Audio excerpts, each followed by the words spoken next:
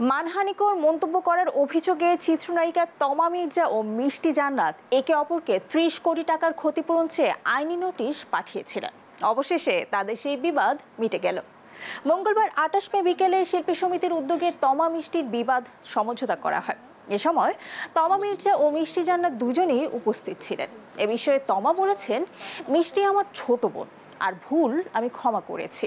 এখন যেটা হয়ে গিয়েছে, ও আমার ছোট, আমার ক্যারিয়ারের জায়গায় ও আমার ছোট, সেই জায়গা থেকে ছোট বোন ও বলেছে যে যা হয়েছে আমরা ভুলে যাই, ঠিক আছে। আমার বড় ভাই, আমি যাদের ছায়াতলে ছিলাম, মিশা ভাই এবং দীপজল ভাই এবং যারা আছেন, যারা আমার বড় ভাই, আমার অভিভাবক, তারা বলেছেন ভুলে যাও, যা হয়েছে মিলে যাও, সো আমরা মিলে গিয়েছি।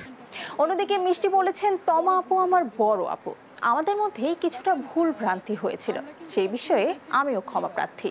আমি চাই, মানে আমিও যেমন চাই না কোনো জ্ঞানজাম হোক, এখনও যে কন্ট্রোভার্সিগুলো হচ্ছে না হোক। আর মিশা দীপজল ভাইয়ের যে পরিষদ বা আগে যখন ও মিশা ভাই ছিল তখনও কিন্তু আসলে কার্যক্রমটা খুব ভালোভাবে চলছিল।